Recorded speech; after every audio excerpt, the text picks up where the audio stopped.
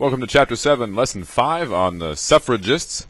This is a vocab word for this chapter, and we should know that suffrage is the right to vote, but this is a really weird word. If I asked you whether you like suffrage, you'd probably say no, because the word suffrage looks like suffering. And it's not. It's a very good thing. This is a nice word. And I also think of surf and raid. It sounds kind of like surf and raid. So if I make references to surfing, like here's a little thing here. The amendment that gives women the right to vote, that gives them suffrage,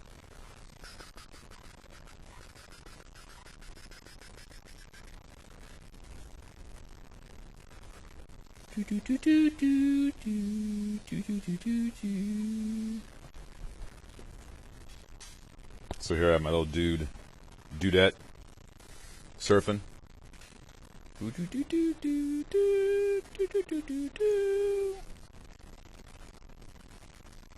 So I think of that surfboard and surfing rage. I guess she doesn't look that angry. Sounds kind of like suffrage.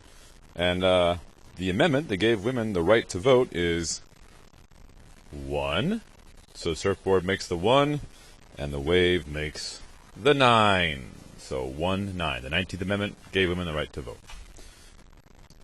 So there are 3 women you have to know, and as I said before in the last one on abolition, these people know each other. They're friends, and they kind of fight for the same cause, but they kind of have their preference for one issue over another. But suffragists believe that all men and women are created equal, echoing the words of T.J.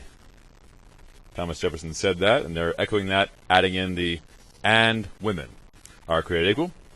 And they believe women were denied basic rights. That means everybody should get these, and they're not getting those. First one is Susan B. Anthony. She was an advocate to gain voting rights for women and equal rights for all. The part that would make this a suffragette, and she is a suffragette,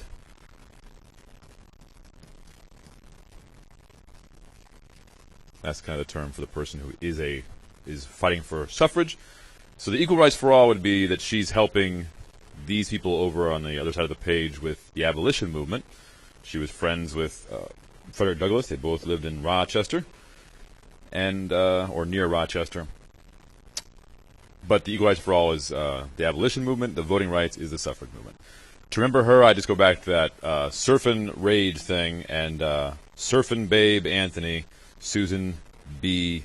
Anthony, the surfing babe. No disrespect. I have a great deal of respect for her. Elizabeth Cady, the lady Stanton. Here's a picture of Elizabeth Cady Stanton with her friend Susan B. Anthony. And they both were involved in the women's rights movements. Elizabeth Cady Stanton played a leadership role in the women's rights movement. In fact, she was the one who came up with this, the Declaration of Sentiments, where they took the Declaration of Independence and rephrased it and replaced England with men and the colonists with women. That was her idea. To help remember that, I just think, no votes for women, this lady can't stand it.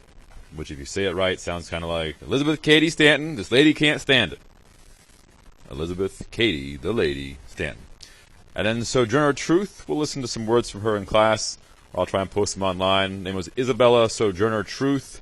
Sojourn means travel, so traveler of truth. A former enslaved African American, nationally known fighter for equality. So same thing, she wants equality and justice. But even though she's a former slave, kind of like Harriet Tubman, her big thing was, her strong cause was suffrage. And she gave a speech, Ain't I a Woman?, where she's saying women are supposed to be treated like they're frail and beautiful flowers that can't vote because they're so fragile and delicate. And she's saying, Ain't I a woman? So tell me the truth. Ain't I a woman?